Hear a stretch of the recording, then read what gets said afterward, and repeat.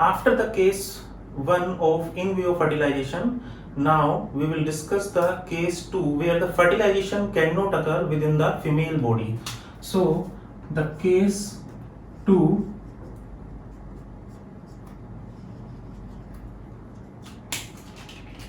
fertilization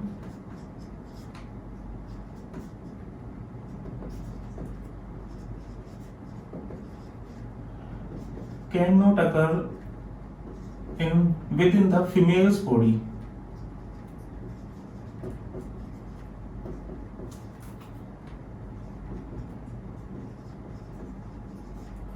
So the fertilization is carried outside the body.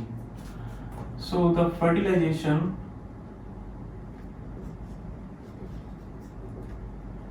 carried outside the body in test tube. Carried outside the body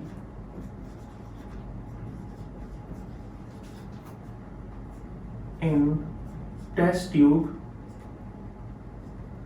having culture medium, having the culture medium.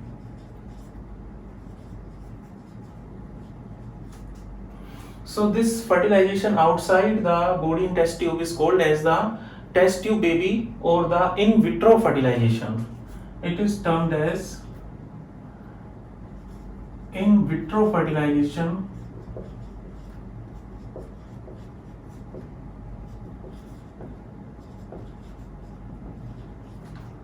or test tube baby.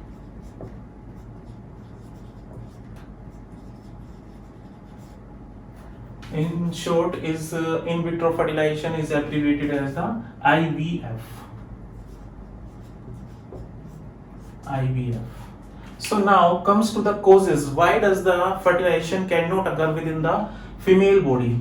So let's discuss the causes. So the cause can be associated either with the male partner or the female partner or with the both. So the causes.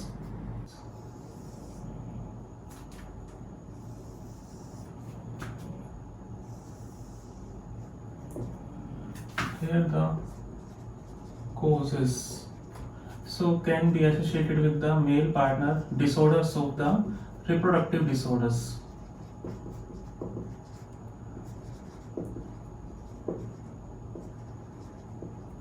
Of male partner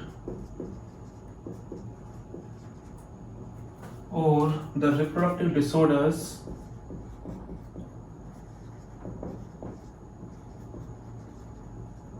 of female partner, or they both can be the cause. Means the disorder of both can affect the fertilization. So first here we will discuss. So one term is there, that is agglutination.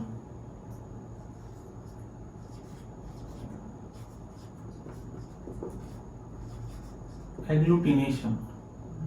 So this agglutination.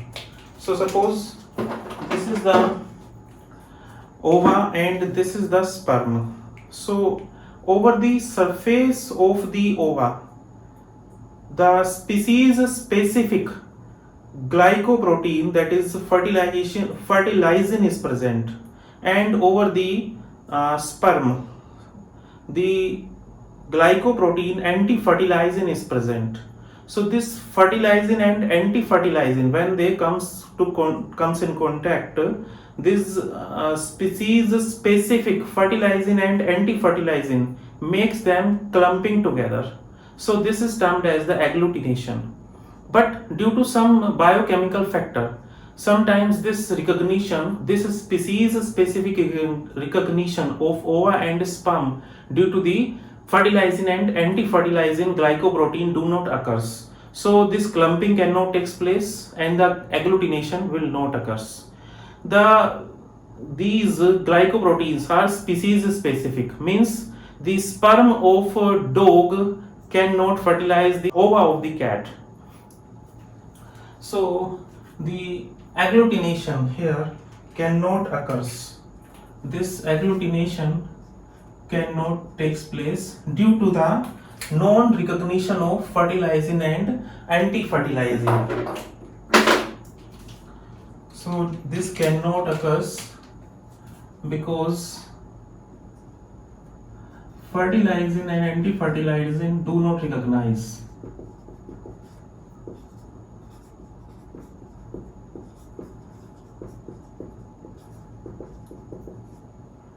Anti-fertilizing do not recognize. So the sperm is made to transfer artificially. So suppose the sperm is taken and it is injected into the cytoplasm of the ova in the lab. So it is termed as the intracytoplasmic sperm injection. It is injected artificially. So it is termed as ICSI is carried out. It is intracytoplasmic sperm injection.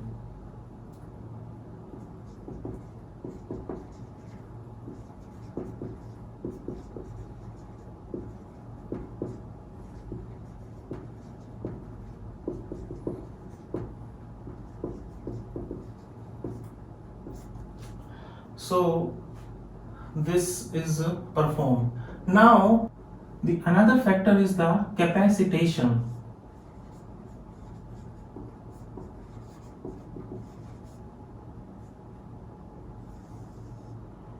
The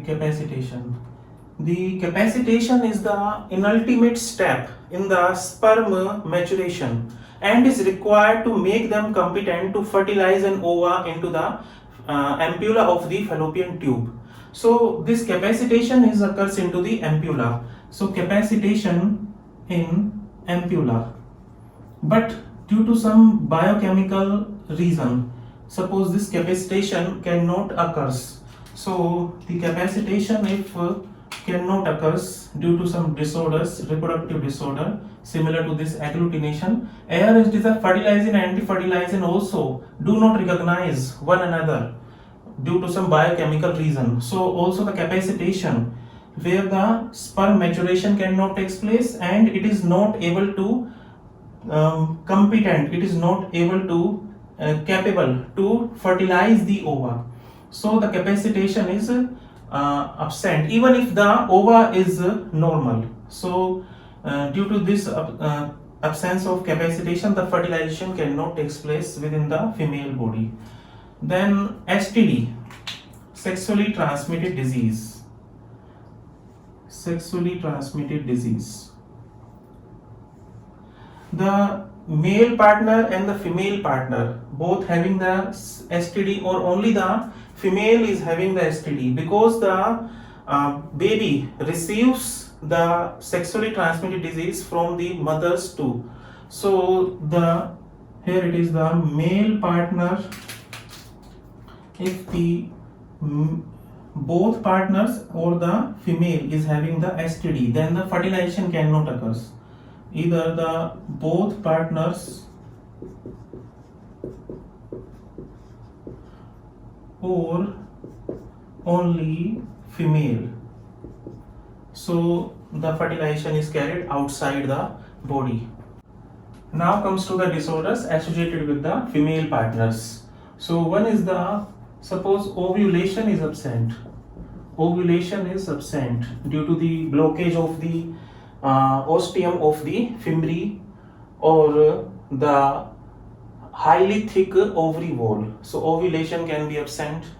Then another reason could be the female is having the disorder endometriosis. Endometriosis. So the endometriosis is, suppose this is the uterus and the fallopian tube and the ovary. So into the endometriosis, the uterus grows outwardly. The uterine cell grows outwardly and it will affect the function of the fallopian tube, ovary or the uterus itself. So the fertilization, ovulation can be affected. So the endometriosis is the outgrowth of the uterine cells outwardly towards the fallopian tube, ovary, and affecting their function negatively. Then another one, it is the blockage of the fallopian tube. So suppose this fallopian tube is maybe blocked, or it is damaged, or it may be removed by the tubectomy, and it may also have the tubal fibroid. So this fibroid is the benign tumor, the growth of the cells of the fallopian tube that prohibit the fertilization of the sperm and ova. So this fallopian tube may be damaged. So the damage of the fallopian tube, so it can be due to the damaged or removed or done through the fallopian tubectomy, due to the tubectomy, or having the tubal fibroid. So the non-functional fallopian tube, ultimately it is the non-functional fallopian tube. So the fertilization cannot take place. Then here it is we have discussed the STD as into the male and into the both partner or into the female only. Then last one, it is the cytostatic factor. Cytostatic factors. The cytostatic factors, they inhibit the cleavage. So if the cytostatic factor are very prominent, then the cleavage is inhibited. Cleavage cannot take place. Cytostatic factor are highly active, then it inhibits the cleavage. The reason here could be the non-uplifting of the metaphase of meiosis II, which is naturally uplifted by the natural sperm encounter, but due to this highly activation of the cytostatic factor, the metaphase II arrest of the meiosis II is do not uplift. So the cleavage cannot occur and the ova remains into the secondary oocyte stage. So here it is even if the sperm is normal, the capacitation is normal, but the cytostatic factor are highly active. So any of these reason or both reason can also affect the fertilization. Then the solution. So what is the way so we can carry out the fertilization into the test tube? So the test tube into the sperm and ova are taken. So the sperm and ova are taken either from the parent or from the donor. So from parent or donor.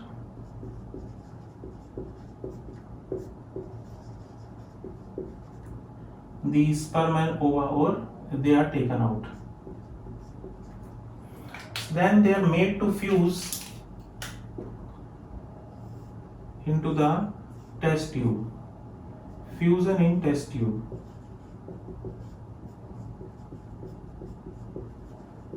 So called as outside the body. So it is called as the in vitro fertilization or test tube baby. So it is the in vitro fertilization or test tube baby. Then this fused fertilized ova is called as the zygote. Then this zygote is made to develop into the embryonal stage. Then here it is the embryo is made to transfer either into the fallopian tube or into the uterus. Embryo transfer. In short, it is abbreviated as the ET. So this is transferred either into the fallopian tube or into the uterus.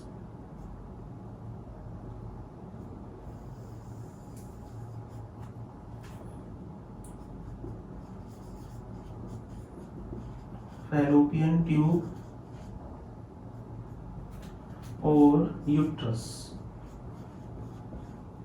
So this is transferred at, this embryo is transferred at different cell stage. So there are the cell stages at cell stage. So into the fallopian tube it is transferred either into the single cell stage, one cell stage or 8 cell stage, and into the uterus here it is at more than 8 cell stage. It is transferred at more than 8 cell stage. So this transfer of the embryo into the fallopian tube is called as the intrafallopian transfer. Intrafallopian transfer. It is termed as intrafallopian transfer, IFT. And into the uterus it is termed as the intrauterine transfer, IUT, intrauterine transfer. Then this embryo at single cell stage, when is transferred into the fallopian tube, it is called as the PROST. It is termed as PROST, pronuclear stage tubal transfer. Pronuclear stage tubal transfer.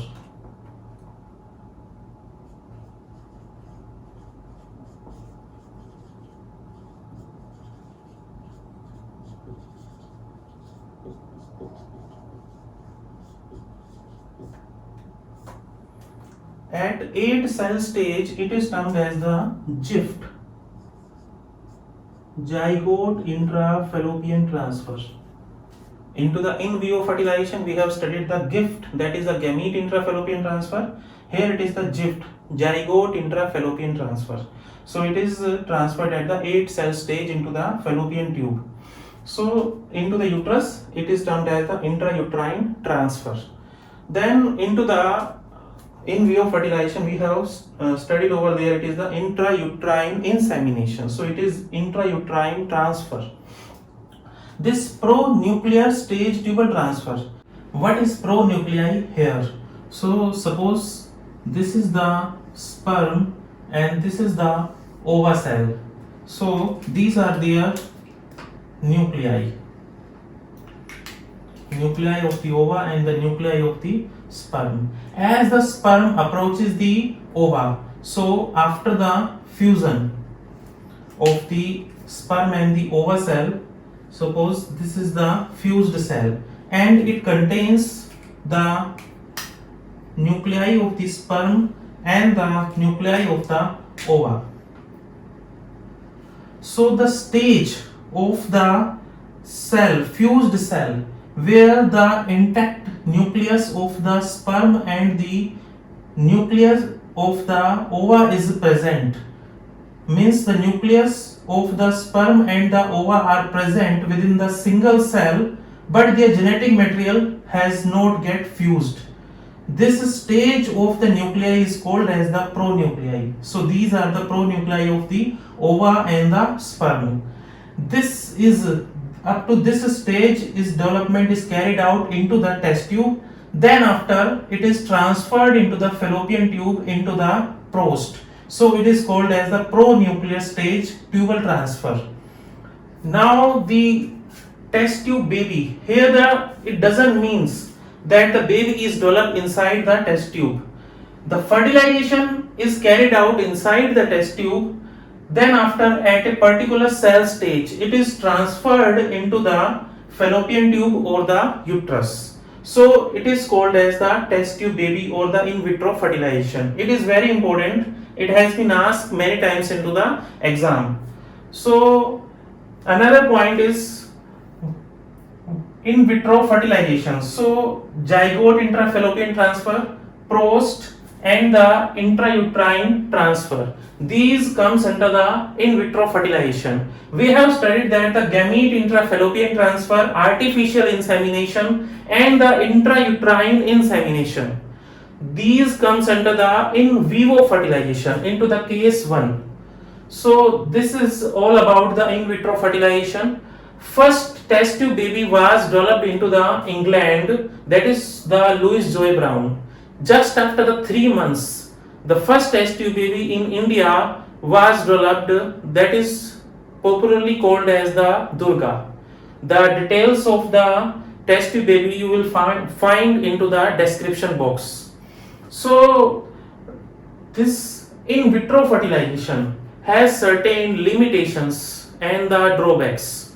So we will now discuss the drawbacks and the limitation associated with the in vitro fertilization in brief. This is all about the in vitro fertilization or the test tube baby.